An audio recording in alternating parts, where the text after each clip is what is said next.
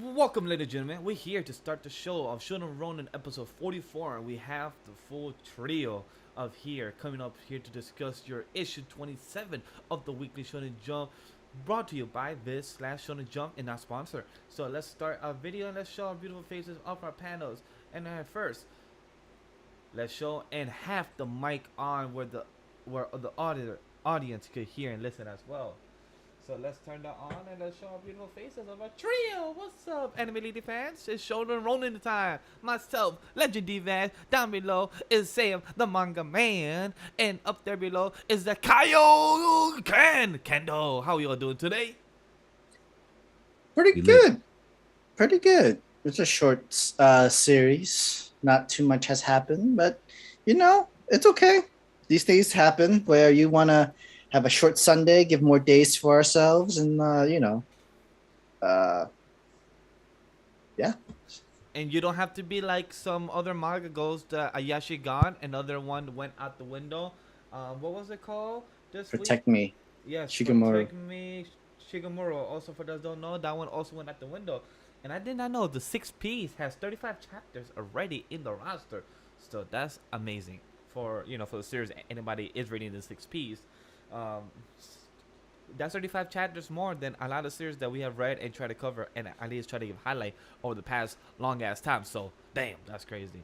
Welcome, Alvis. Sup, boys? Glad to see ya. Wonder how much longer Vash is gonna avoid Hunter x Hunter with Togashi coming back. Hey, it's June. I did say I'll be starting to react to Hunter x Hunter this month of June. So we have less than 30 days to see if Vash gets it done. So we'll see and find out if that does become true. Um, but we did talk about Hunter x Hunter on this past animated podcast coverage. And other quick announcement that on this Wednesday we will be discussing a Netflix anime is Vampire in the Garden. So that'll be the main topic of the show on this Wednesday. Vampire in the Garden is only 5 episodes. Each one is less than 30 minutes. So definitely go check that out if you want us to have a spoiler conversation and join us on the stream. But without further ado, the full coverage that we're doing today is Alien Area.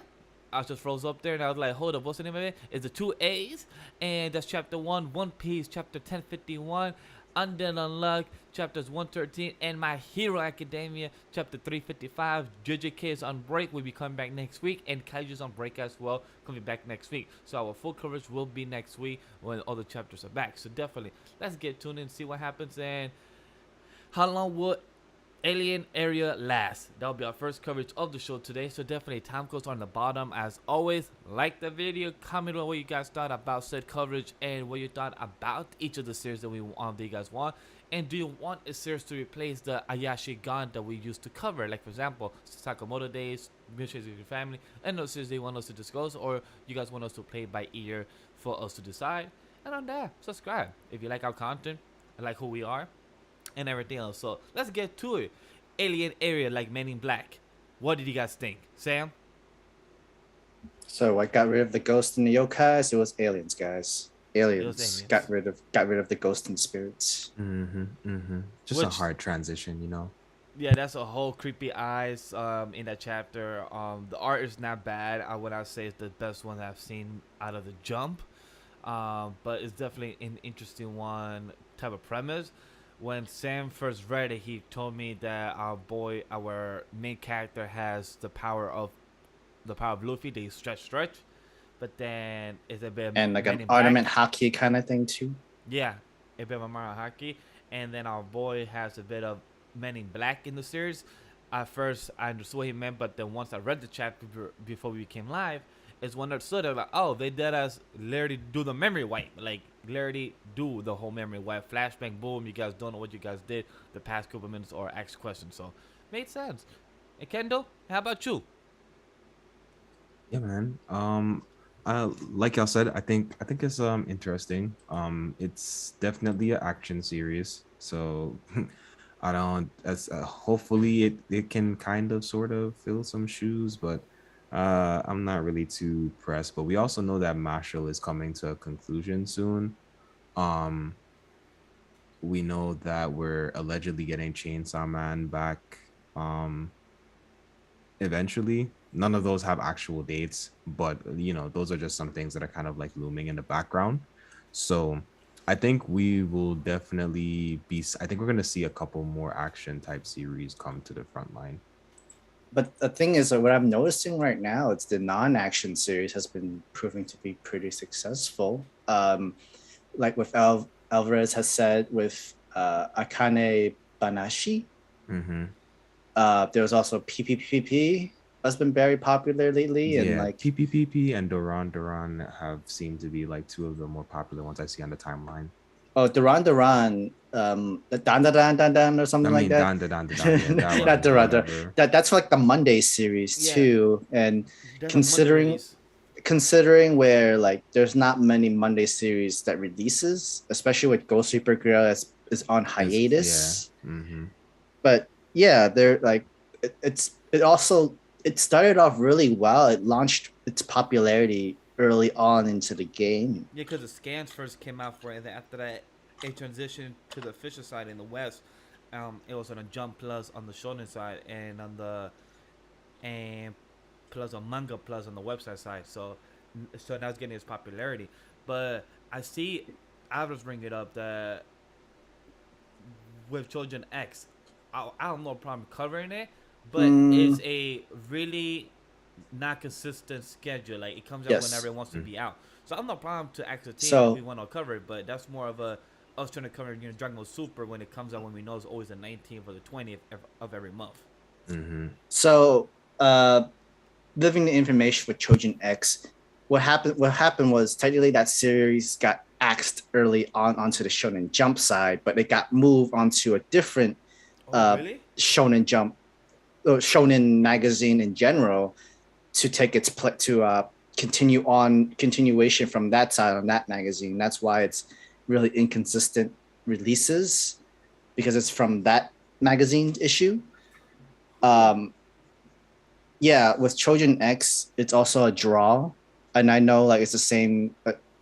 Suida is the same mangaka who did Tokyo Ghoul, and that got an anime and all that stuff like that, and he built his own popularity.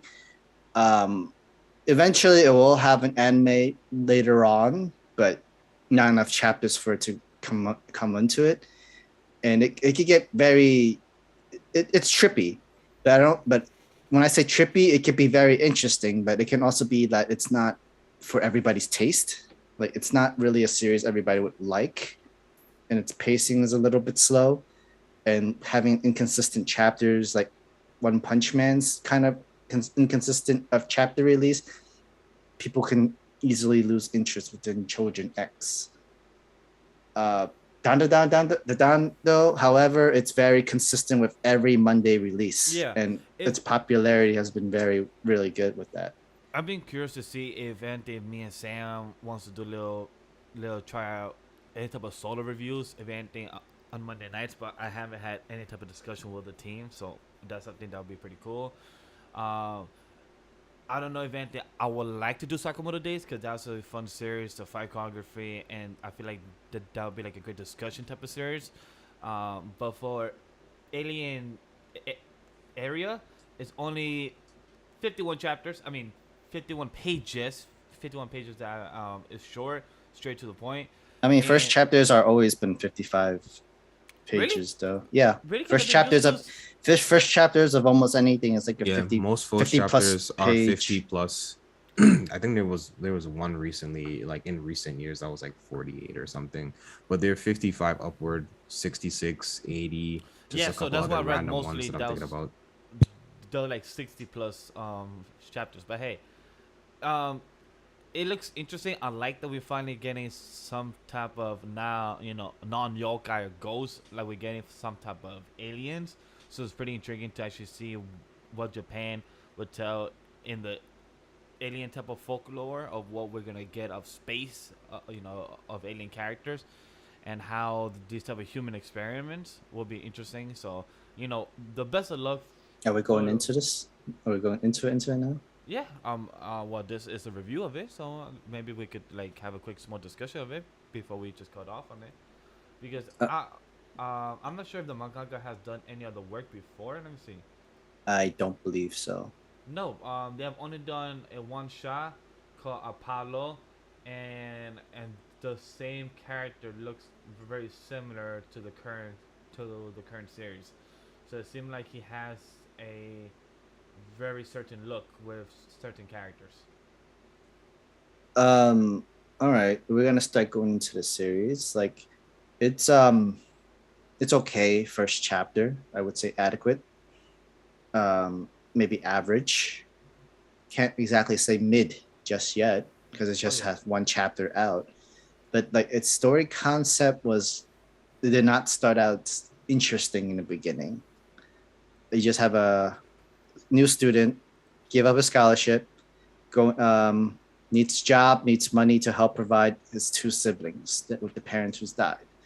But like weird circumstances where you could have just take the scholarship if it's paid for and everything, have a job and still be able to take care of your siblings, go to college and shit like that. But we're not going into that. That's not the point of the story. But um, straight going in of, oh, my hand, I have I got hyper regeneration or super Well, healing powers or something like yes, that. definitely he does. Uh, and then you learn about the weird looking aliens and stranger. Bro, if there's a literally dude in front of my house, in front of my place, I am not walking in there when Thank he's you. literally behind me. Like, Thank what you. the hell? Like, why would you Who still taught go you in? this? Like, why would you still go in? How about asking, wait outside, or be like, my dude, can you please step away from my door? Instead, you literally just let him still be next to your door and walk in your crib behind you. What? I'm like, Uh, nah, you wilding. Well, so to be fair, I think what it really was is like almost like a yeah, he not really here to see me. He ain't saying nothing. I'm gonna just pretend whatever because you don't know why he's by the door, right? And he doesn't actually initially address. So I think that's kind of what it was. I agree, especially with knowing that like I have younger siblings that I'm taking care of. Like I'm not doing that. And also like, did you not know that they were about to come home? Like you could have waited. Like there's so many things about the intro to this that just doesn't make any sense. mm-mm. And I hope it gets better because for me this is incredibly lazy storytelling. I don't know if Mm-hmm. this is post wash, so maybe there was more context and it was like, look, you got to scrub it down. We like what you got. The premise is fine, the ending is fine. So that happens sometimes. So maybe in review they decided to kind of remove some of that information up front. But I don't know, because like again, like even Sam was kind of saying, like this whole story could have happened and he could have accepted the scholarship. Let's just start right there. Like he could have, like, so much things could have just happened in just any type of natural way. It just, I don't know, it just feels like such a forced narrative right now, and I struggle to get behind it. um I would have liked them to just start with us seeing him taking care of the kids, and then maybe then going to the school, and maybe he has to struggle and kind of wrestle with the decision. I think that would have been more impactful for me than to just be like, hey buddy, aren't you taking the scholarship? But I think he could have just had a regular, normal, productive day. He could have still been a functional, productive member of society and then transition to all of that. But then, yeah, you walk into your house, you don't, like, you see someone's in there, you still step into your round. Like, you see someone is in your apartment, you see someone standing outside of your apartment, and you're like, I guess I'll just step inside the apartment anyway. It's like, what? Nah, nah. It's just weird. It's weird. Not only that, you have some other random stranger jumping into your window to into your own place, be like, bruh, like, Yeah, real? You don't lock your door? You don't lock your windows? You don't you lock? you don't run. No. A lot of it did not make any sense at all, and their explanation of the power system or the whatnot with the aliens and shit, like, oh, we Right. have the electromagnetic wave, the sound wave, the interruption, and I was like, none of this shit makes sense. And I studied Right. this. I Right. studied this in my masters. You got two None. engineers. You got two engineers here on this stream, and we do not confirm that to be true. That's not true at all. None That of is it is not true. It's like, even. But I mean, like the only logical explanation you got from that was the first page of the chapter. Be like, oh, the aliens have widespread of technology that's way far advanced than Earth, and that makes Earth like the whole like the cavemen of technology and shit, and it makes every alien that come on this can do whatever the shit they want. Like, what? I would have rather them just say that there is some type of resonance than try to explain it. Because what it was so like what they tried to do, and I mean maybe it'll impress other people, but it didn't impress me and Sam. But what they tried to do was like, oh, you guys are so unintelligent. Let me give you like the basic of basics of information that still sounds way above your knowledge to kind of present to this kind of like knowledge superiority kind of thing. But there was just other ways that they could have gone about it. They could have still I don't know. Like again, I get it. I am not a mangaka. I have never been gotten past the Shonen Jump, whatever that is. But I'm gonna tell y'all this off the first 25 pages. This don't seem to be living too long. I'm gonna be honest with you. I don't like the art is good. Like Yeah, the art I like his like it is a very good like with hand like vibration and sideways and stuff like that. You could probably see like speedsters and all that stuff like that, and his vibration onto like a paper art. However, this entire story, none of it makes sense at all. That like going into page 27, radio waves and electromagnetic waves interferes with each other because many forms of energy travels in three-dimensional space and in similar types of waves. Nothing. You just explained absolutely nothing with this explanation. Because basically the radio waves and electromagnetic waves don't really like they go with each other and they could interfere with each other, but whoever had the most power, whichever one would interfere with the other one, and that's just none of this makes sense. Like at all. Yeah, no, it literally doesn't make sense. The way that light waves propagate in relation to sound waves are one thing. Like yes, they have similar patterns, but again, not to get too deep, the explanation is not giving what it's supposed to give. Basically, yeah, and then you just give the main character haki or Ardaman haki with his hand. This man a whole conqueror. He didn't even know. And then like you have a whole gum fruit with this bullet with punch. I don't know. Well, I guess I'm more interested by what the policeman said at the very end, saying that there's a whole division about the aliens. I'm just more intrigued that if this series could survive the next 25 chapters and plus, if we could see what type of aliens have they captured, how did they find out, like what is the premise?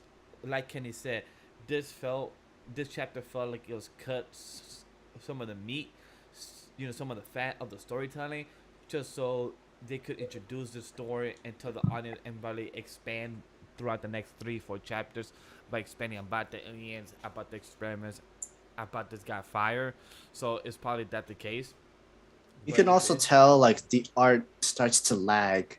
Only the main character has the best kind of art, but the siblings, like there's no facial expression change much, and then there's just like they showed us from the art who the two main characters that they care about are, being the police officer and the protagonist. And I'm gonna be honest with y'all, and like this, guys, this will be my closing comments on it. Outside of the last panel and the whole stable government job thing, which I think is kind of like the notch that they're trying to go for here.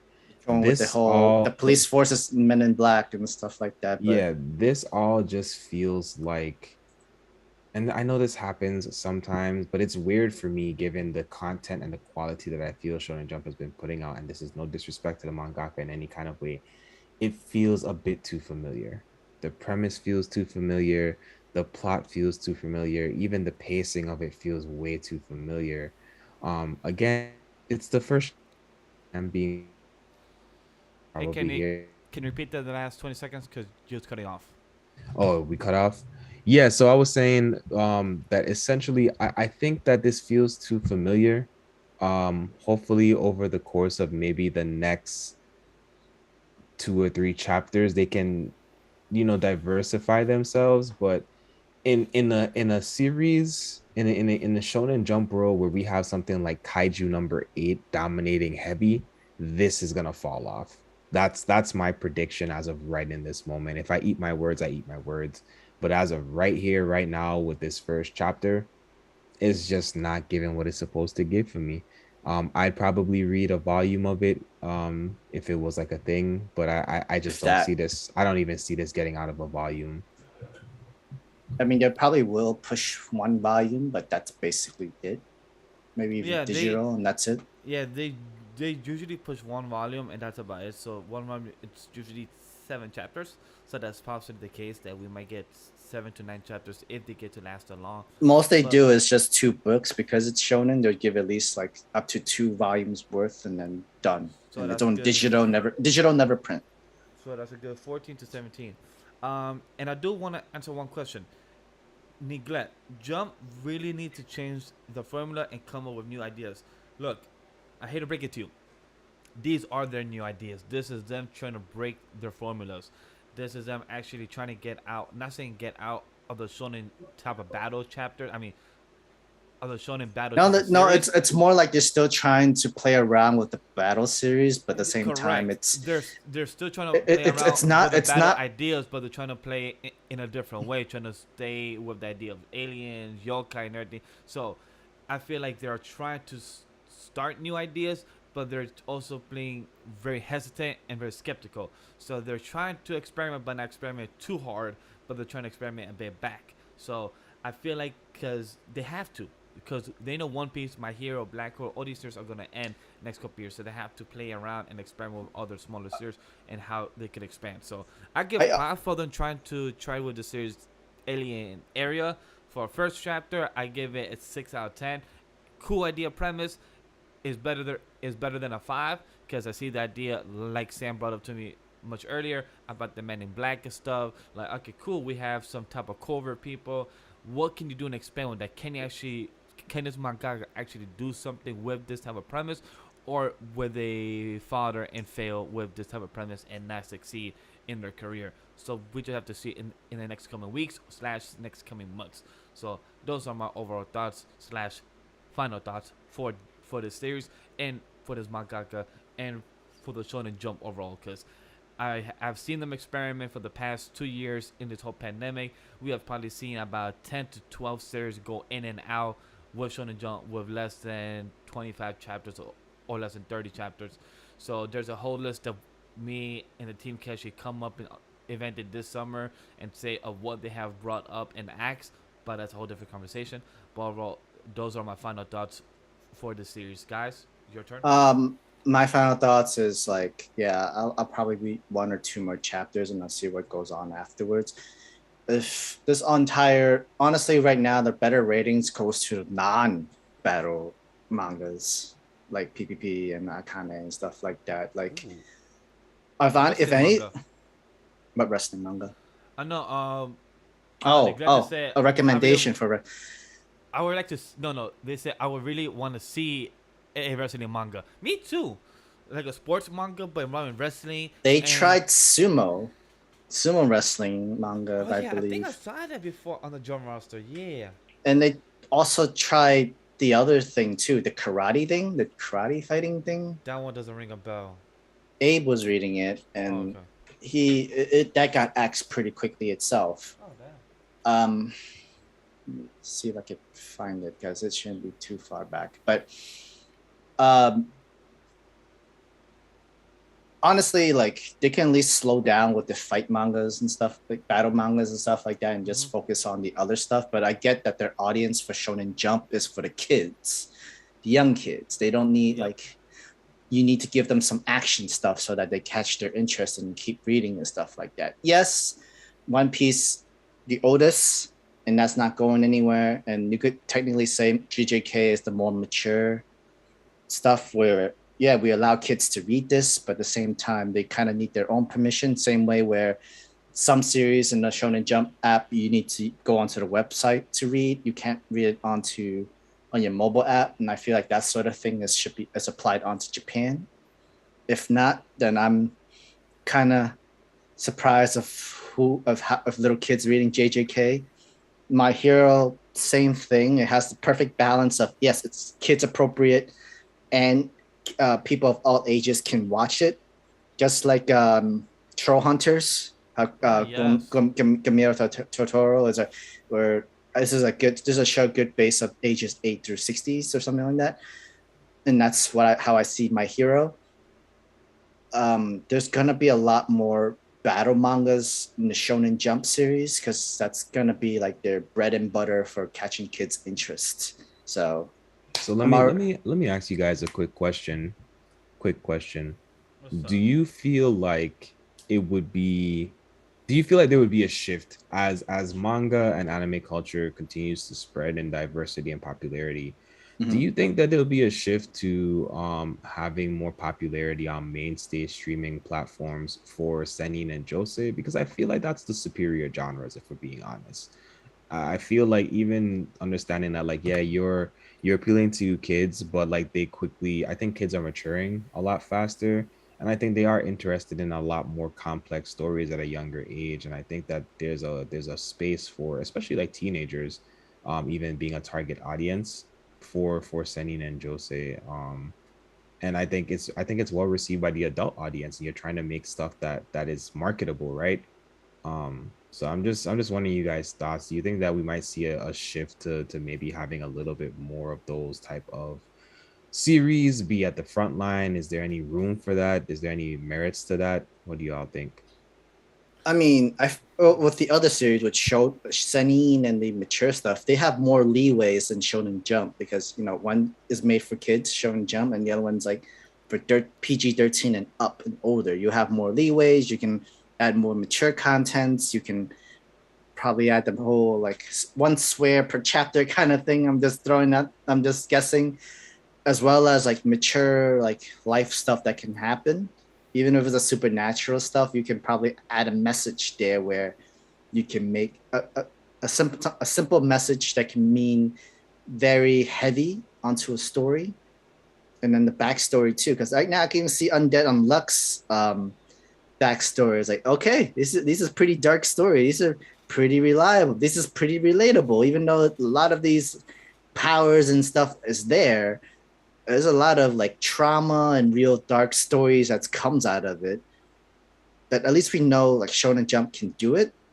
However, the mangakas need a lot more chapters to even get to those points and that sort of stuff. And I feel with mangas, these with new mangas that's get cut short much early, I feel it is disappointing where you can't even reach a good that certain point of drama story or real life story that's sort of much early on and be able to be consistent and interested for younger kids' views and that sort of stuff. Like there's so So, much potentials. It's just that I don't know, like so for my thoughts for you, Kenny, from what you asked, um, is Shonen Jump or is Shonen type of battle series coming to a smaller audience and the shoji and everything else? Shonen Jump will always be more popular in mainstream is because of the easy versatile of being access to anybody through a website or an app. So that will always win. I read those a lot more. I would love to read more shoji or more type of seinen type of more of those type of series if it was more easy accessible. If I could have an app or download it on my phone where I could read it more freely, not use a web browser and scan website and I have to have servers.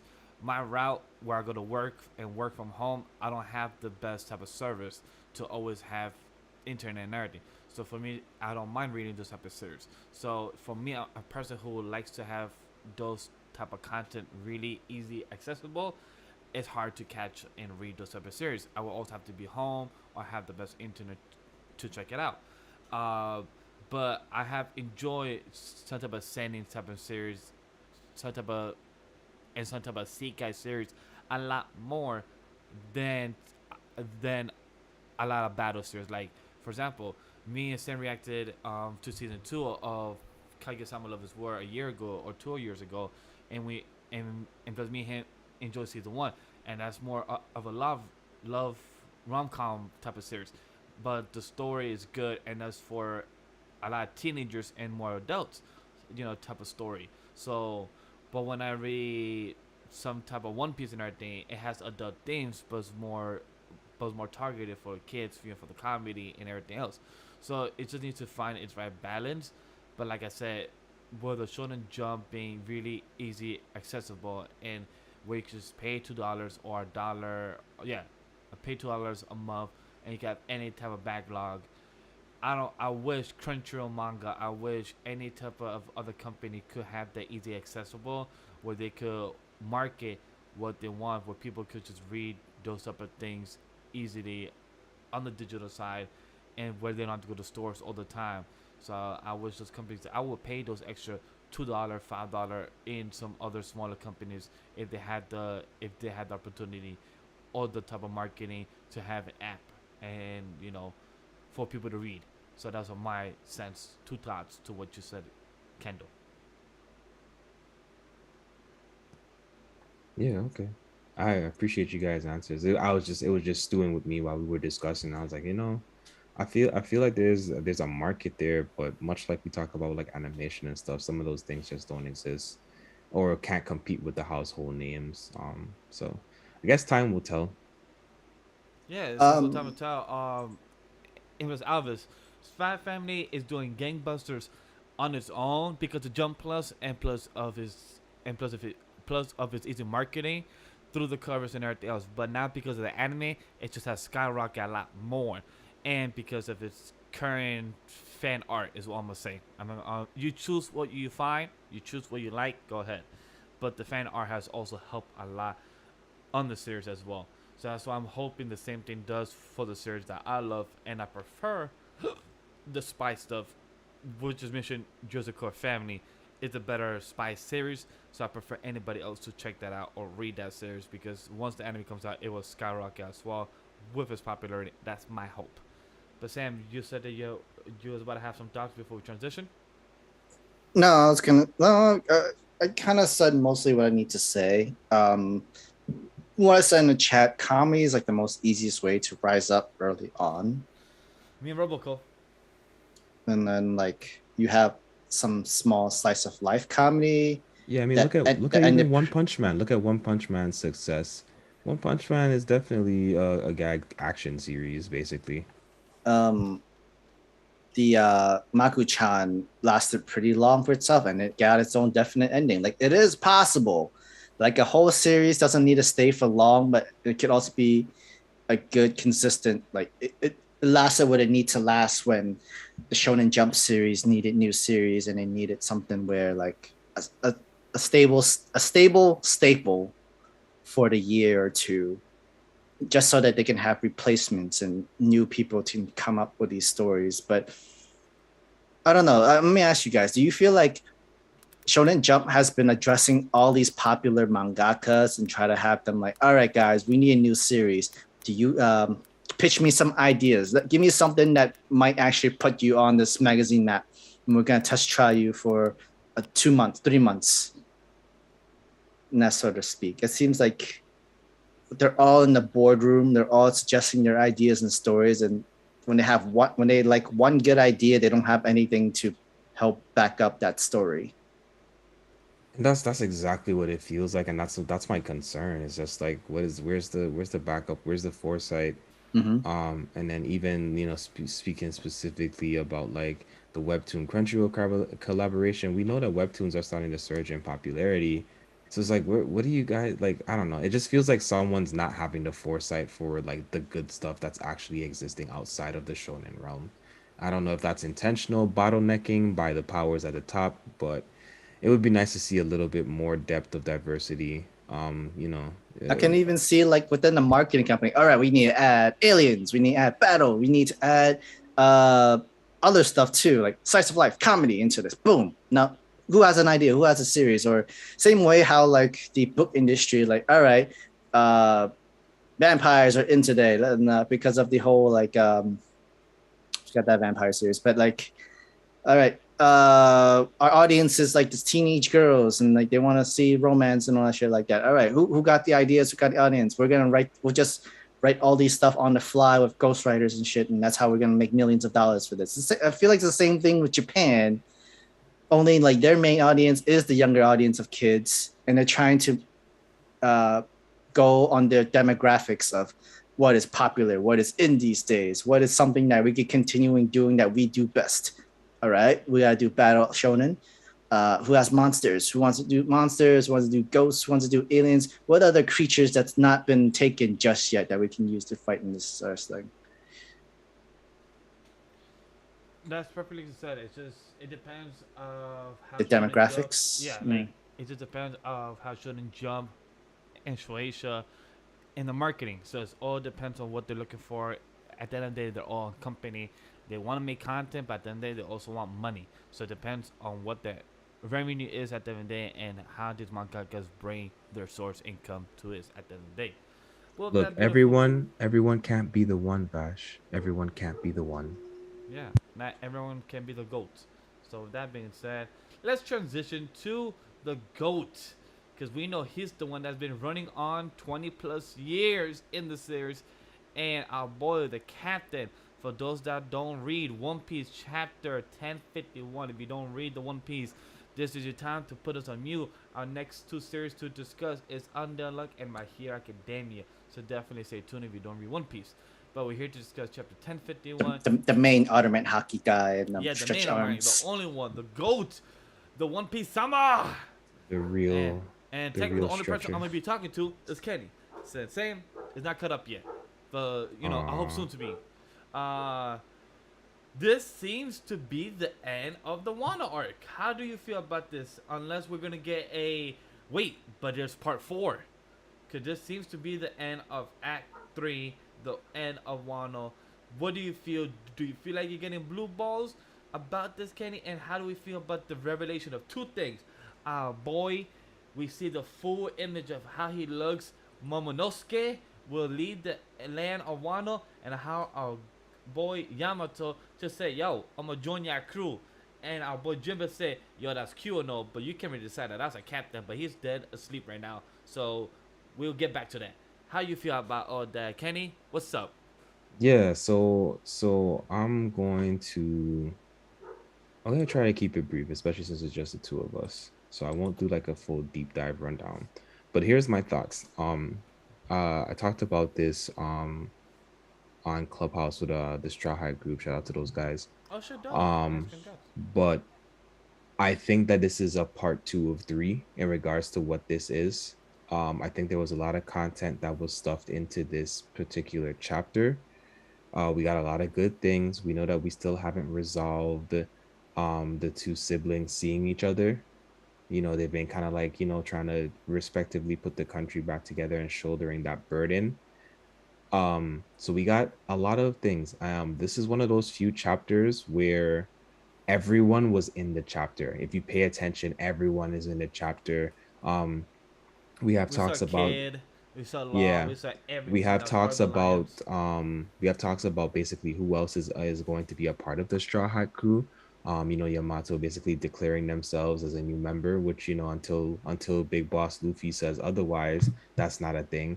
We know that Jinbei is official but hasn't done the sake cup exchange. Carrot's been riding around on the ship for a while. Long time. So Shit. I've been looking at, and I told people, including Jinbei, I expected 4 to 5 new members. And if we were to include Carrot, Yamato, Jinbei, then we're basically just 1 or 2 more people off from people joining the team, which I'm fine with. And if no one else joins, that's also fine as well. Um, but again, let us not forget that there is a lot of moving pieces still. CP is still present. CP0 is still present. I was trying World to find Government's them. hand is in present. I couldn't find nobody in the corner or something. Any of the CP. Well, so what I mean is present is they're present on the island. Kaido has been defeated, is not dead. That's my thing, and I'm gonna stand 10 toes down on that. Kaido is defeated, not dead. I think that's very relevant to keep in mind as we progress through the next phases. I think Luffy and Zoro. We always see that Luffy is typically out for a little bit after a new transformation, and this may be the most intense of his new transformations that we've ever gotten. I think usually it takes 2 or 3 days. This one might be 5 days since this one was the most Um, I exhibit. don't know. He's the mastering of Gear Fourth was a long period of time in reality. So So there's a lot of different things to kind of consider here. exactly, my Um, theory is he will be out for 7 days because of what it took the battle for Wano. It was 7 days to get back. Plan each day of Wano. It was 7 days. I think Luffy will be out for 7 days as well. That's just my theory. yeah. So what else did I want to kind of squeeze in here? I think that Yamamoto might not join the crew right now. It actually might be important for Yamamoto to stay in Wano for a bit, with Momosuke technically not wanting to open the borders yet. Again, Yeah, like I mentioned this before, that that's a crucial point that's going to come back up, and I think it's going to come back up real soon, in regards to what the ramifications of those words and decisions are. I think the sister's going to play a big part in certain things. The question is Momosuke actually going to stay there? He's also spent a lot of time, him and Kinemon have spent a lot of time traveling with the Straw Hats. What type of ramifications does that have? And I'm still pushing this agenda. This is not anything that Oda has put forward, but I would really think it'd be cool if Luffy and or Zoro ended up missing right now. And I kept telling the guys that it would be real funny if all of a sudden Luffy was missing off the island. It'd be real funny if all of a sudden Zoro was missing off the island. Um, but I think there needs to be some dynamic change that kind of pushes everyone's focus. I think there's going to be another clash of powers. And I think we was talking about this before about like who's the final bad, and I think it does seem like it's seeming a little bit more and more. I'm not gonna say who. I'm just saying it's starting to seem a little bit more and more like they are leaning in a direction of telling us. But again, I think Wano's conclusion is going to put a very definitive path on, okay, this is where the series is going. We're still going to get surprises on stuff.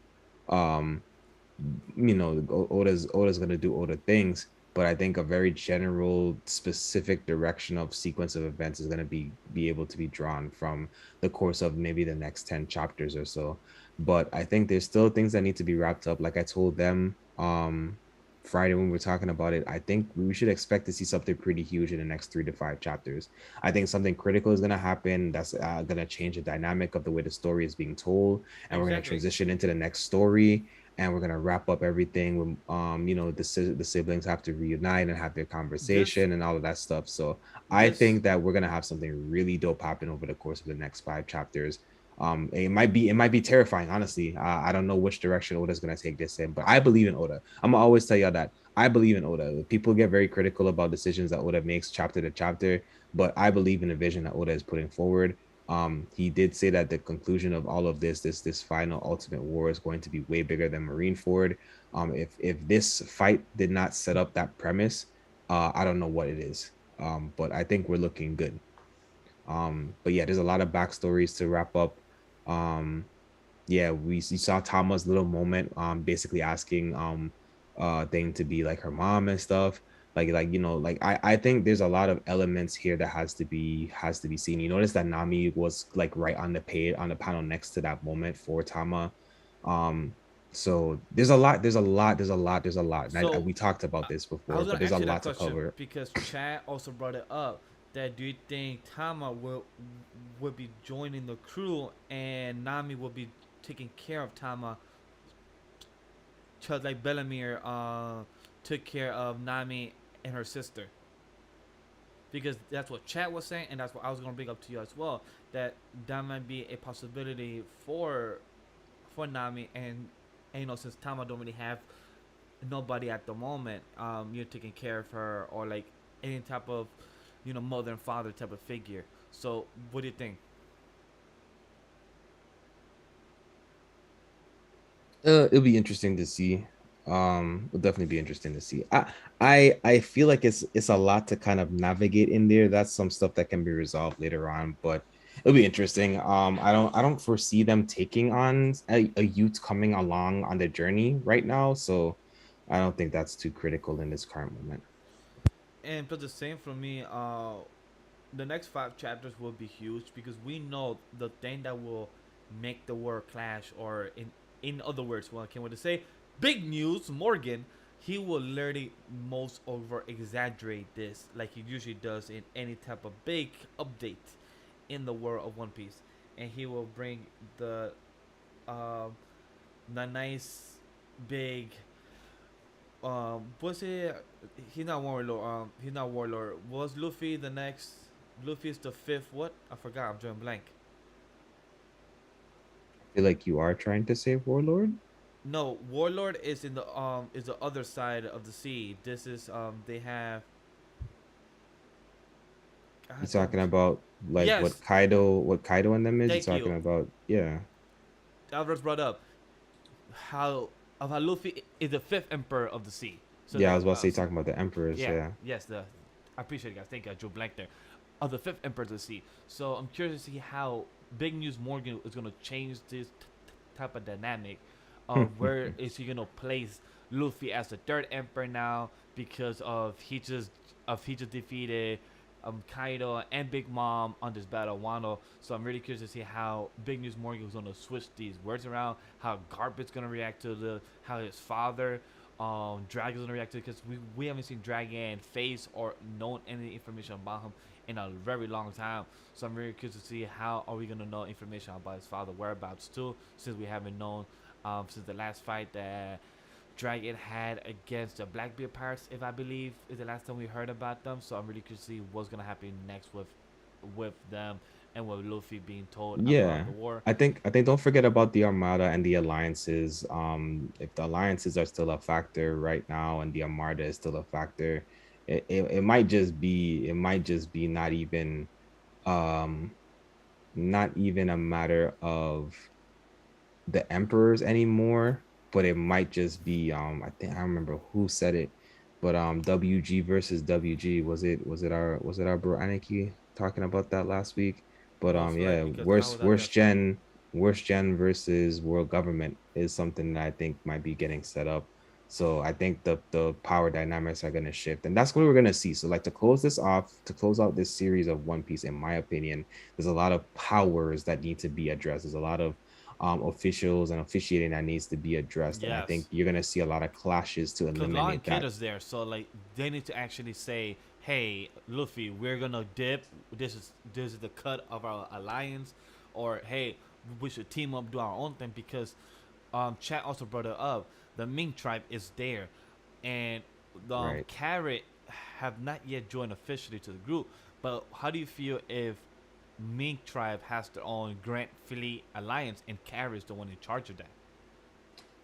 Yeah, that's another question. So I think the idea, and I said this again a couple of times, but the idea of the Grand Fleet has to come back into play in a dynamic way.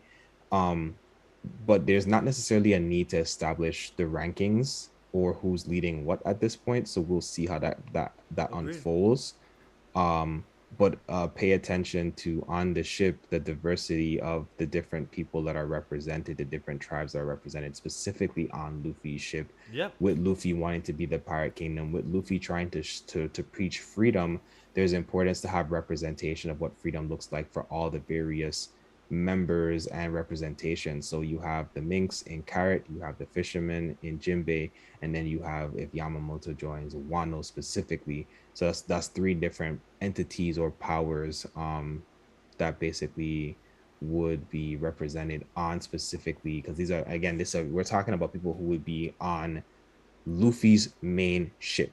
Yeah. So understand that that's a difference of yeah, we could talk about Armada, we could talk about Alliance, but there's still an importance on who's on the main ship and what their goals and what they want to do, how all of that's gonna play out.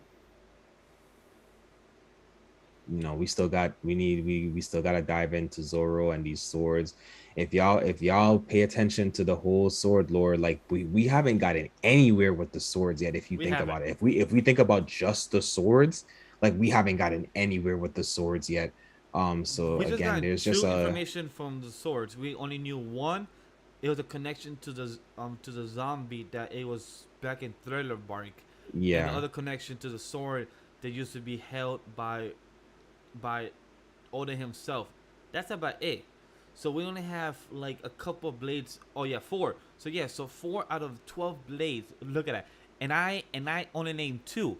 I forgot the other two. So look at that. 4 out of the 12 most powerful blades, and if I'm correct, Mihawk Yeah, himself owns one of the blades too. we literally it, and it's not like it's like even saying we know of four. We don't even I think that's only we've only seen, or it's only been three that's actually been drawn, if I'm not mistaken. Someone could, if they know for sure, let me know. Holding in this chapter. Oh, Oh he yes, is he okay. was. Yeah, so Yes, Momo yes, he has the was. fourth one. Momo has the fourth one. You're All right, correct. thank you. I forgot. I was just thinking. I was like, I know Zoro has Yeah, two. Mihawk's blade. So yeah. Um, and it's again. There's tiers to everything. There's a lot to be resolved, guys. That's all I'm saying. There's still a lot to be resolved. Zoro has to face Mihawk. and that's what I love about You any know, of the arc chapters, because any of the arc chapters is when they give you the most type of dosage of information from everyone around the world, reacting to this, because this is what happened with uh,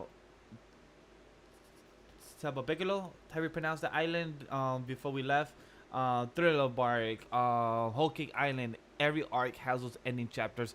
That's about 5 to 10. They involve the world government. That involves everyone, the alliance, and everything. So that's what I love right? about. If this is the end of the one arc, like the actual arc itself, or part 3, and we just come to we come to the epilogue of this arc, we're gonna get heavy dose information. That's what I love about Boom. this. So I'm gonna touch on two things that chat just brought up. Alves, you are correct. I was literally about to say, now don't forget that we're talking about top 12, but those are the top 12, the top six blades are a whole different class of blades themselves. Zoro Yes. doesn't even have a blade that's in the most elite class of the tier of the blades currently.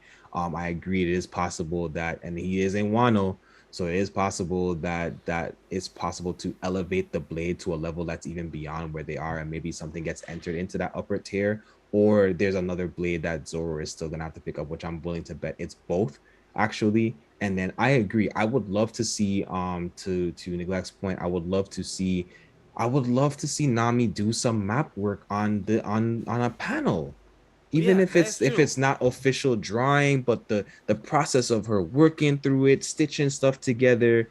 I I would have would loved like to see more of that because that's part of her dream. You And know I what would I love mean? if Oda did this to the cover pages at least. If he did it to cover pages, we would know it's canon, because cover pages we know is canon stories. So we at Mm-hmm. least see Nami every 10 or every 20 chapters doing a drawing of an arc that was past, and just this her doing her own time. We will at least know, okay, so girl has been working on it.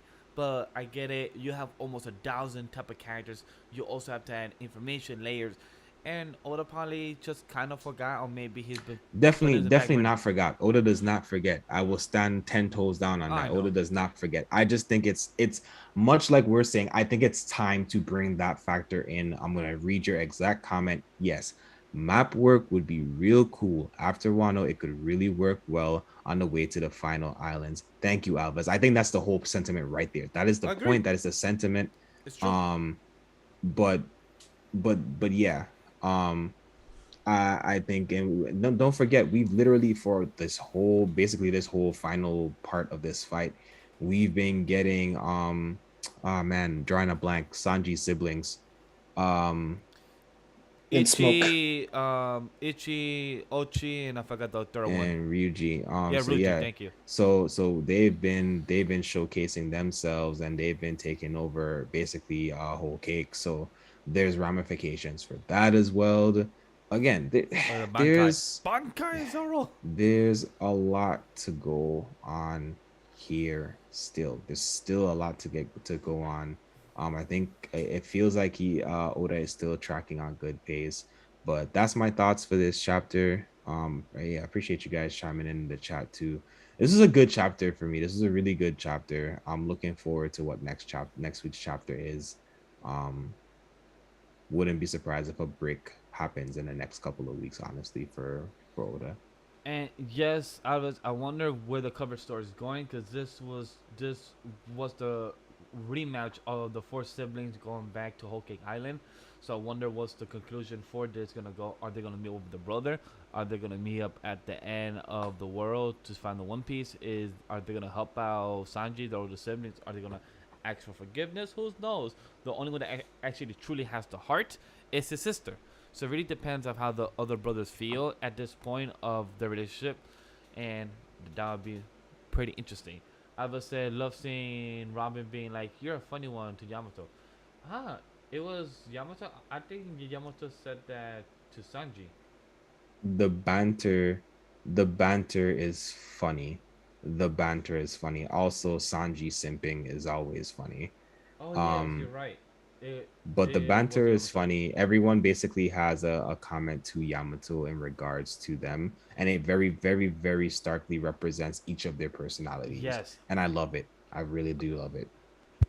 I love how Jinbei was the most serious when he said, It's nice of you to invite yourself aboard, but it's the captain who decides that." Like that's such a nice comment of his that is so straight to the point. So it just really brings it like, yeah, I'm his I'm his helmsman, but you have to ask his permission first. He's the one that technically invites you to the team. So I just love how, and Jinbei took 10 years to get on that ship. Yes, it took him 10 years of time, but hey, we're here. We're in this moment. And hopefully, y'all enjoy our One Piece talk, our One Piece breakdown, our One Piece overall conversation of this chapter 1051. Now, let's jump and transition to the dead, the ghost of Christmas past. So, technically, you try to go to the next arc. And let's start with you, Sam. Undead Unluck, chapter 113. How did you feel? What did you think? Or did you care at all between our boy Nico versus Andy? Sorry, I was thrown off by your transition, but yeah, I think this was the best chapter out of the entire week. Honestly, like this build up with Nico's betrayal and the confirmation of Andy asking of why and stuff like that, and you truly learn what was his negation ability, and it was unforgettable. And the worst timing to unlock that abilities are like the most tragic moments in your life, and we've seen it. When Unstoppable accidentally killed his friends because of his speed, super speed, and like everybody's like have like horrible story, like parents died, and he gets because of his negation abilities, or they came afterwards. With Shen accidentally killing his sister and stuff. And with Nico's ability, it unlocked the moment that his wife died giving birth, and the only thing that he could remember was her face when she died.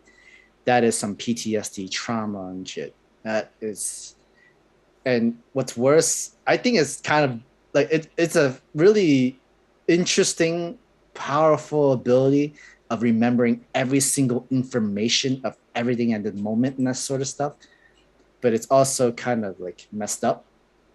Like, do you remember like these former comrades of yours, or your former opponents that you've killed with you and Fuko, and you guys replaced their seats? Yeah, you probably remember them of who they were, what they've done and that stuff. But I remember like the environment, the moment, like these last breaths, these the exact moment of how they died, breathing and everything like that. And his unforgettable memory also can let him like learn and maneuver like former fighters of other people too, because he's able to learn like kung fu or his techniques from Shen just by watching, and he can never forget it. Like that is insanely powerful, but at the same time, that is truly tragic. All this information is also unnecessary to know, but he can't forget it because of his negation abilities. Yeah, it's such a it's the layer of depth that exists in Undead Unlock is so unmatchable at this point. You talk about people having photographic memory and the ramifications of that. Now put that on hyper focus, right? You talk about people who you understand that there's certain memories that are hard to get rid of. You know, a lot of people say you don't ever stop grieving. Um, but now like really put that into practice. Uh, it's tough. And then it's not.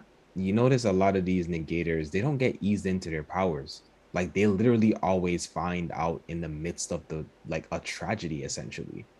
you know what I mean, being unable to save someone, or again, like his first critical memory that he has full detail memory of is the face of his dead wife. Now, again, remember, he can remember everything from the point of the ability awakening.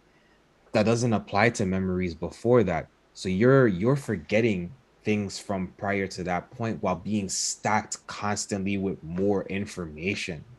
And that has to suck to know that you have this power that's like this.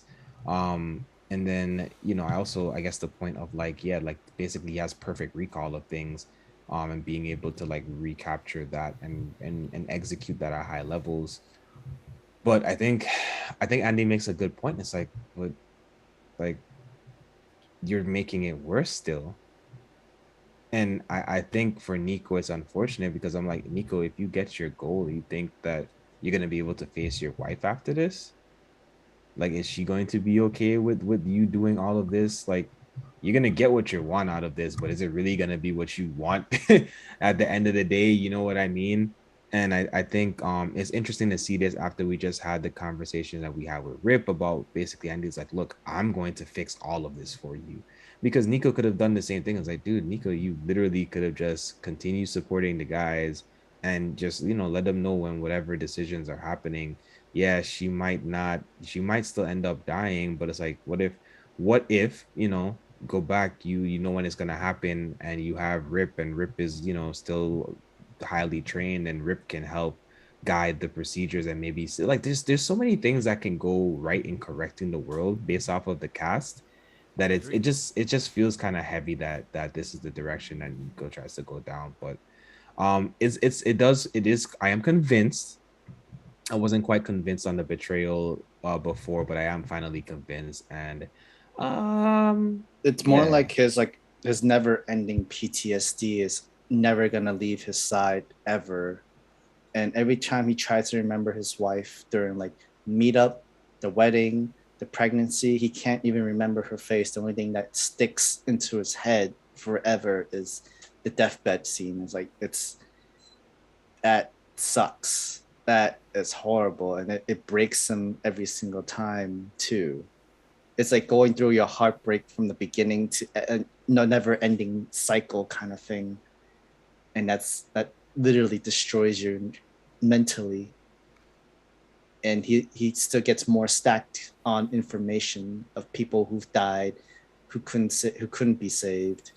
The only thing he remembers everything that they've done, everything that did, the environment, everything. He can replicate them entirely, 100% of themselves, with him using like his ball, the replica balls, like Yep. everybody's abilities and negation. That's kind of sick.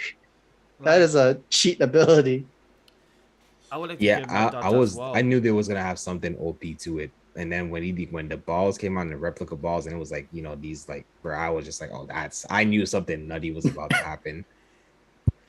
Like, Like I would like to give my thoughts too. I haven't had the chance, so I would like to say what really fucked me up in this chapter when he literally said, "There's no way I could possibly hold myself together after seeing his wife's face on her deathbed. Like knowing that that's what scarred you, and you have never been the same since then, and that's what has been driving you to push yourself forward to where you are now, and seeing that type of betrayal, saying that you would do no matter what." And just seeing that like you constantly remember everything constantly, like you're literally on a repeated cycle day in and day out, and you have what no escape. Like what's that's what. the only thing that's keeping him moving is the memory that's still inside of, like, that he still have with his wife, is whatever he can still hold on to is Yeah, what's but keeping him he forward. But but from what it looks like, he doesn't have no positive type of results or like some positive good memory.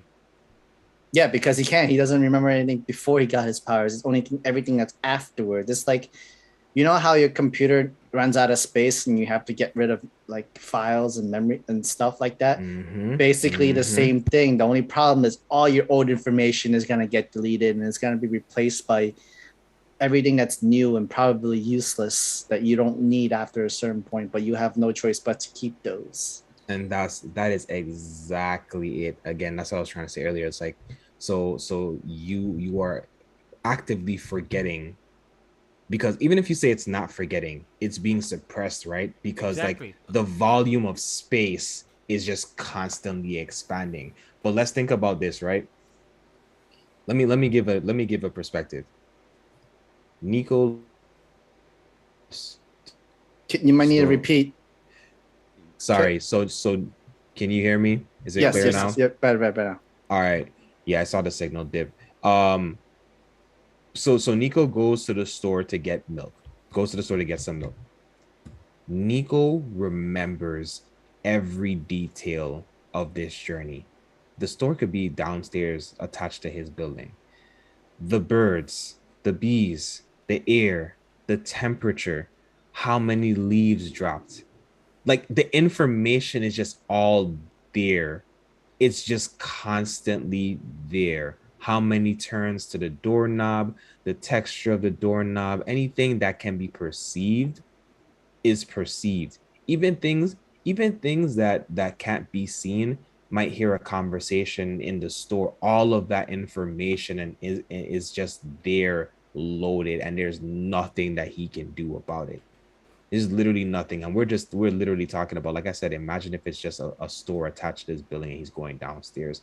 Just that volume of information right there is so overwhelming to actively have all that information. I am 100% sure you cannot walk downstairs. You can't close your eyes right now and recall every single detail of walking to your bathroom. Exactly. I was brought it up, and I was gonna bring it up too. No wonder he has bags under his eyes. Man has probably has serious issues to sleep. Like the amount of you sleeping, you probably still subconsciously remembering stuff, Not nightmares of just stuff not that you just remembering. remembering, you're still gaining it. Yeah, yes, they're Like getting you're like still going gaining through. information. So like he's still going through a process every day and going through what he chooses, and it just shows that he's in a constant state of pain. He's in a constant state of remembering, a constant state of having memories. He has to choose to delete, choose to keep. So that's just insane of what type of ability you have. Like it really makes you think: are these negators' abilities truly a gift or truly a curse? Because I forgot who asked that recently. I think it was Fuku, or I think it was Rip that even brought up in the most recent couple of chapters. But they said, are these negators truly a gift or truly a curse? Because they, any gift they get, there's always somebody around them that always loses in a such in a insufferable way. Yeah, It, also mm, keep in mind that, like, again, we perceive information through all of our senses. It's all of that information. It's sensory information. So it's not just words, like it's not just like memories. It's literally the experience. The experience of, you sitting in your house and the AC kicks on and he remembers all of those little details and then some. what how he put it, where like everybody's forgetting and death and everything, but it's when he means like resolving it, like accepting it, and like kind of a whole feat of death and everything. It really seems like he no meaning like for him to say like I can't forget, forgetting meaning like be resolving. There is no resolution. There is no acceptance. There is no um everything that comes within the child of death. He can't. He's stuck in the moment where he has to face constant, constant uh, realization. No, the experience of the death, or the experience of seeing it and everything, that sort of thing. Because it's like, because like I know like he's trying to say like I can't forget any of this. I can't forget anything. I can't move on from this. It's more like his negation abilities won't let him resolve anything from his life or anything that's gone through, including death.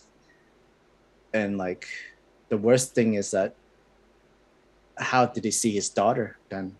If this is going to be like this, doesn't that mean like any experience that you at least had with your daughter when she was an infant to a baby, when couldn't you keep those information, since like the unforgettable negation ability came afterwards, the baby and everything like that? shouldn't there be good memories when it came to it, and not just the bad memories that's stuck in his head that's crushing him? My best answer to you that is that he probably is choosing the the bad memories over the good memories because that's what drives him. That's what kind of Yeah, what's driving him? motivates him. What's motivating right now is his old memories of his wife, and he's trying to do whatever it can to maintain her memories and everything without having the new memories that he got after his negation abilities. Because I feel like the moment he lets go of that memory, his mind will be crushed with all the rest of the information, and it's just like how Yugi always does his mind crush. He'll end up being like in a vegetated state of like he can't move, no nothing, and all the information is stuck in his head. Because it's one thing to have the negation ability, it's another thing to be able to have the capacity of it for your brain itself. Agreed. Like, like for example, to bring up the last thing on my thoughts is that we still haven't seen Unruin or the Ghost. So it really makes you to wonder. Seal. See it. Thank you, Sam. It really makes you to wonder because even Nico said that I gave my life to. I gave no. I'm gonna take your life to have the soul of my wife. So he made a deal. He made a contract with Ghost and with Ruin and Seal.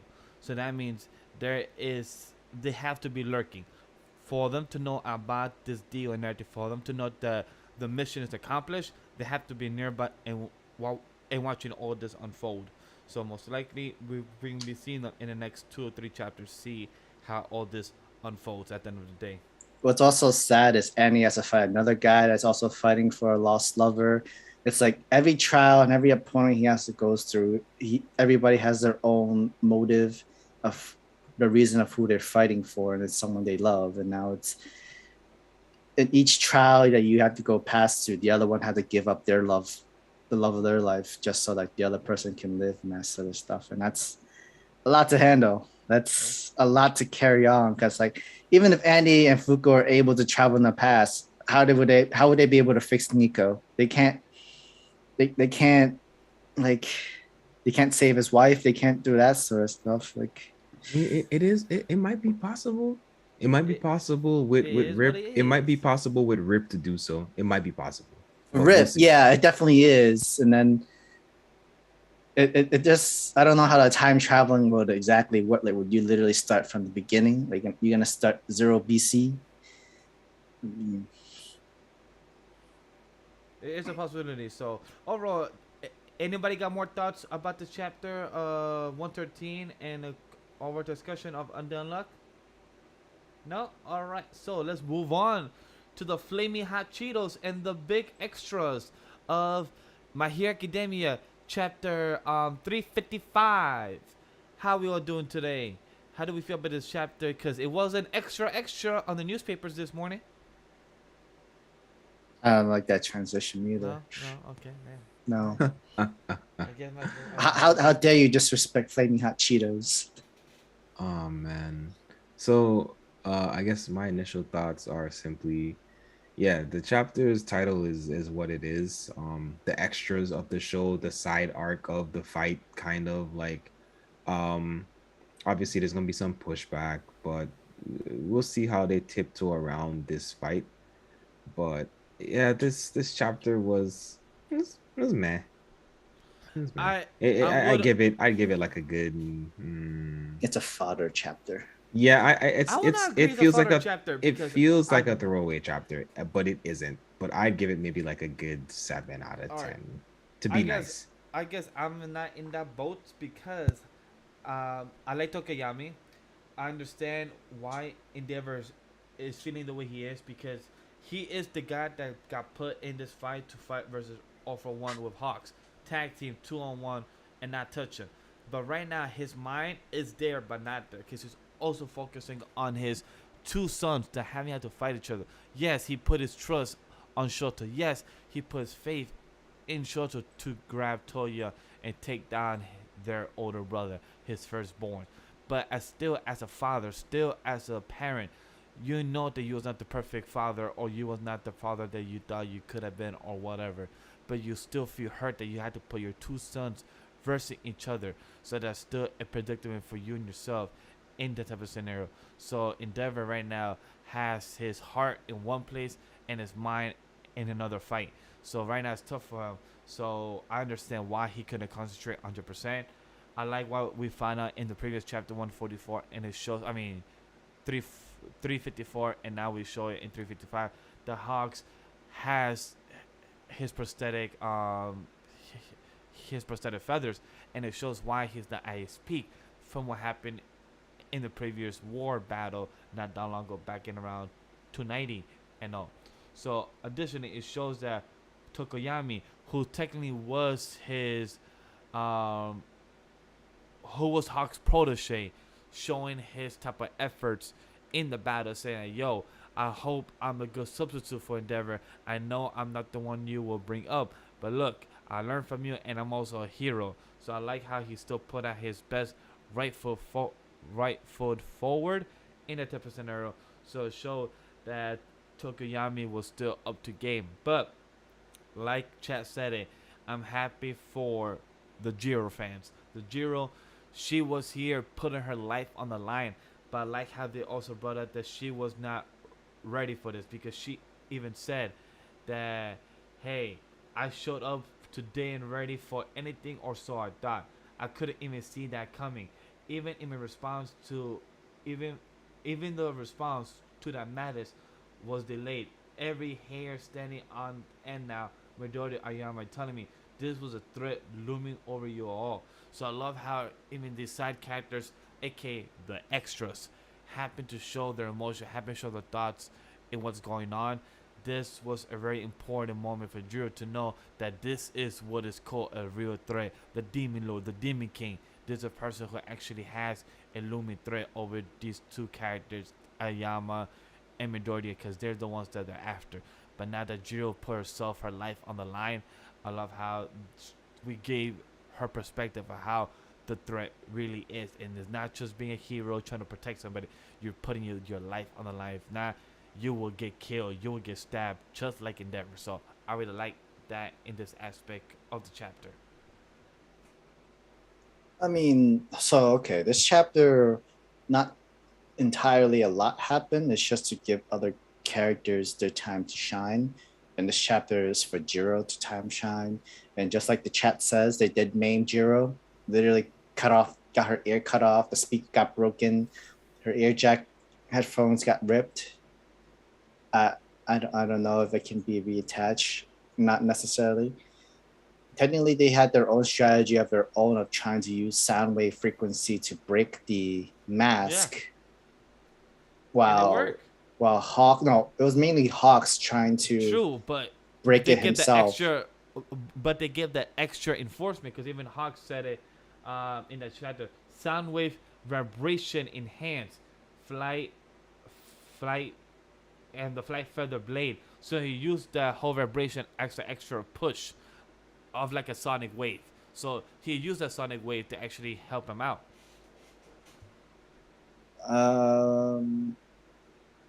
I mean, what really helped out was the quirk inside All for One going against him finally.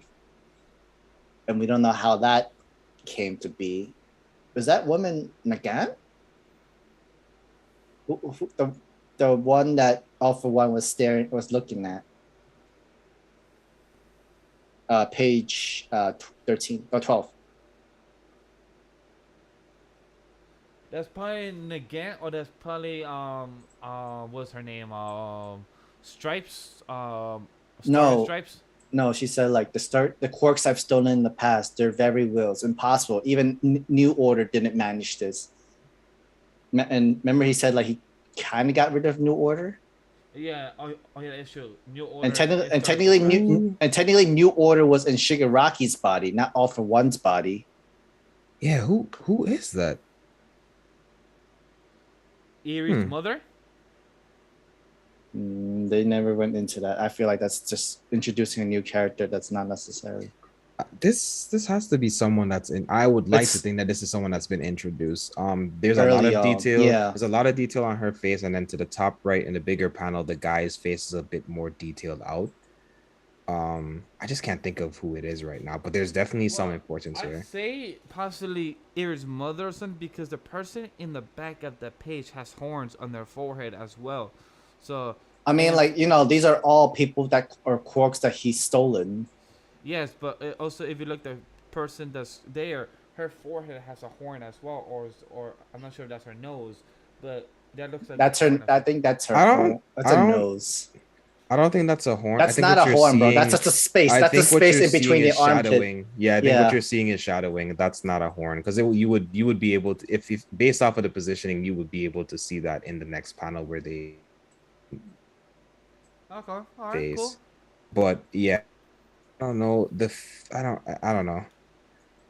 I don't want to overthink it. That's why I probably didn't pay much attention to it when I was reading it the first time. I was like, this feels like something that's a little bit too much critical thinking for right now. I feel like if they just introduce a new character in general, that's just kind of like a throw off. It's just like this has to be like Horikoshi does not like waste any panel. Right. And if this character is important, we would know about it later on. Or something, or maybe in a past story, flashback or something like that. But at this moment, it's not about that. This chapter is about Jiro giving the opportunity for Hawks. I mean, it's interesting with you the sound wave vibration attack to enhance. Okay, yeah, okay, but it's just to crack the eyepiece of where the helmet is. I'm not necessarily know about how the respirator works, but I'm pretty sure the respirator in itself, it's still there, not fully damaged. I thought they were trying to reach for the mouthpiece or like around the neck piece or something. That would make more sense. But maybe it made sense to just have the whole helmet break and then start from there more and have the cracks go all the way to his front piece. But I just feel like it was pretty interesting that they just aim at that part. Like, it has to mean more to that. It has to mean more to what it shows. I mean, even Vader's broken mask was actually, it was the same spot, wasn't it? Like there was like that same eyepiece. Yeah, and for those that have seen Star Wars Rebel, also Ahsoka broke his mask in the same spot as well, and that showed. I guess it's just. I guess that's a reference. Like, all right, let's do a Star Wars reference here a little bit, That and could then be too. Star Wars yeah, reference just in the that same week of Obi-Wan Kenobi and Vader popping out, so maybe it could mean a Star Wars reference to that. Could be. Because like even before, like even the original series, or like within like the Last Jedi side, it was like the skull had like one part of his face was broken in his mask, and that would be funny. Tom Hardy play as All for One in the live action. That would be funny because it would be like almost the same as Bane. Not gonna lie, like honestly, All for One here is really Horikoshi in itself, and he's having his other characters try to find a way to beat him. With the whole narration, the whole you guys are just extras. These guys are just trying to buy time for them. The narration of it all, it's just Horikoshi being All for One, having his own characters fight him. True. I don't know. It just felt like this chapter was straight to the point. Yes, it made the joke. It made this joke about the whole type of extra out here. I think it reminded me of a chapter like this back when it was the A1 class A1 versus class class A1 versus class B. So I think it was very similar in that aspect. Well, but I think her motivation of my problem is that you're the one who made my pals cry. Like, that honestly felt kind of cheesy in a way. It's like, you hurt my friend, I'm gonna fight you, kind of thing. I don't do so well, but I'm gonna do my part. Am I the only one that was hoping to see Dark Shadow do more? Because I feel like Dark Shadow just being a fly person with the Kayami felt a bit undervalued or underused. It's coming. It's coming somewhere. It's coming. But it is daytime though. It's not like it's a nighttime thing. True. This is still like afternoon. It's not like during it's not like during the evening times and that sort of stuff where like you just need a little bit of light and let Tsukiyumi Yami go ham, but there's a good chance that All for One has a quirk where he's able to do fire and he's able to make light. So I wasn't gonna do anything to him anyway for Rampage and everything. So remember, Yeah, the weakness is to make light in the entire room and everything, so that he doesn't have much shadow energy kind of thing. that is true. What they could do if they could knock out All for One inside the ground where the trees are, where there is enough type of shadow, or knock him down to where a cave is, we could bring up Dark Shadow Ragnarok mode. So yeah, that is a possibility too. So if we can make that happen. But they've already confirmed they just needed Endeavor to do the finishing blow. Yeah, so they should have had to stall time. So next chapter we might see Endeavor do his final step, his type of final hero moment that he believes that might be the case for him to bring himself back up. Know his kids are finally done fighting and everything. He doesn't have to feel any type of responsible and everything. So we just gotta see. Do we consider this an Endeavor official Endeavor death flag? I mean, he's bled this much before. Yeah, because they went out of the way to let us know. Yeah, he shifted the lungs and avoided the hits so the lungs weren't impacted. But If anything, you'll probably see him having to burn that part of this link to cauterize it so that it doesn't bleed more, and he could, I guess, do one more final attack or whatnot. But I think All for One got a couple of cards up their sleeve, Alves. I'm not gonna hold you. Yeah, this chapter was man, it was good. I really appreciated the team up with the class A and Hawks. I loved getting to see Hawks still get shine, even though we know that he's severely limited in the power output that he can do. And ultimately, yeah, it was a sound chapter. It wasn't bad in any type of way, but it didn't give much. And I'm not like all of a sudden super hyped for next week in any kind of way, but I got what I was supposed to get from this, I would say. What about y'all? Same here. I think I it's fine. Like, not too much has happened. Just giving each certain characters their time to shine before like the last chapter of the series, so to speak, kind of thing. There's still gonna be Tokoyami, and then Endeavor's probably gonna finish it. But hey, we could switch to Toga. We could switch to our boy Midoriya running on the water to see if he cut up to our boy Shigaraki. We could see to other fights going on right now. So we have many options to see and continue. So more fights are kind of happening in the next coming weeks in the next couple of chapters. So and like they brought up in the chat as well, JJK more ass kicking will be happening in next chapter comes back. So can't wait for that to have the discussion. Excuse me. Kendall. My hero is on break. Oh, okay. Yeah, my hair's on break next week. Kendall and Sam, what Mm-hmm. was your chapter of the week for this week issue of Shonen Jump, chapter 27? I mean, issue 27. And don't you want to go first? Yeah, for me, it was World Trigger. Y'all know I'm on that World Trigger hype train, that World Trigger hype bus. It's one of my favorite reads. World Trigger had this monthly chapter, and I thought that was my favorite chapter. They definitely dived into some things and resolved basically based off of the previous month and the decisions that are being made because they're currently trying to figure out. They're basically in a sort of pseudo training series simulation type thing. So they're trying to understand how people are performing so well in certain categories out the gate. So they set up some really good, strong premises, and I'm really happy with that chapter.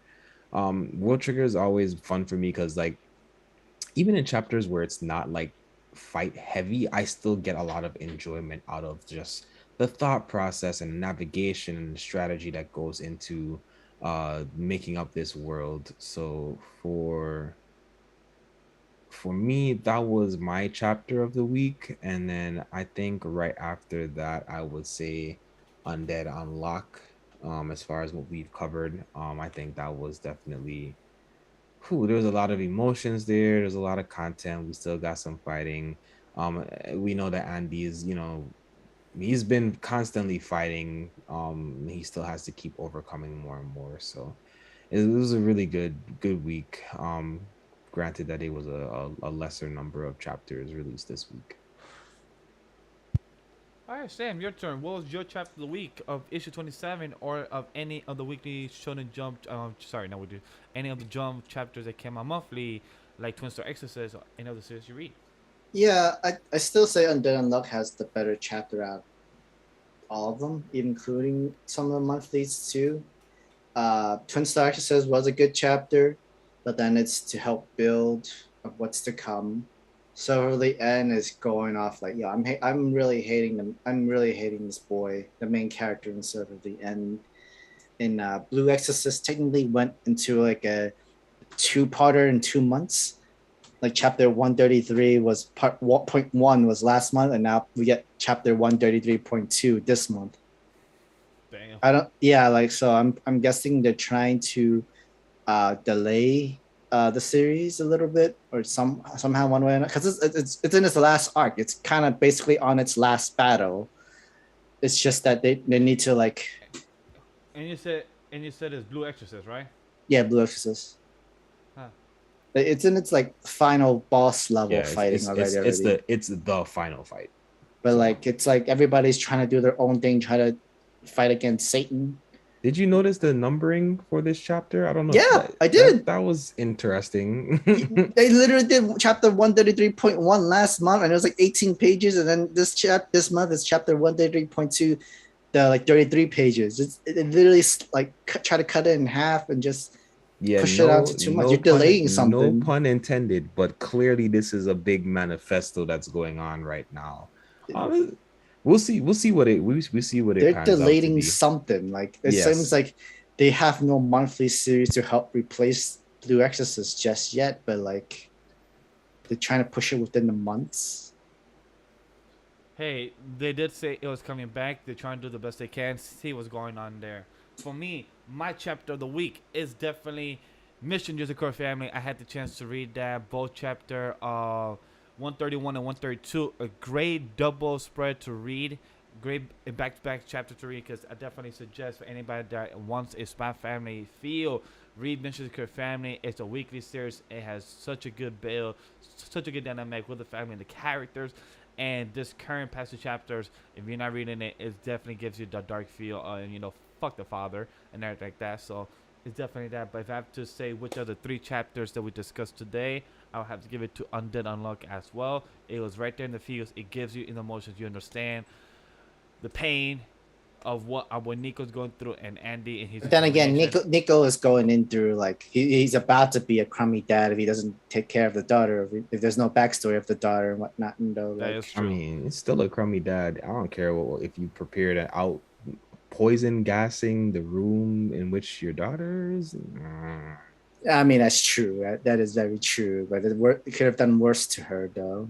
Change her, make her to a chimera kind of thing. And I mean, That's true. does he even care about her, or is she just another reminder of the pain of his wife? Sam does read. I definitely, because like even Dracula had a worse horrible story for that done to his wife too. So Definitely.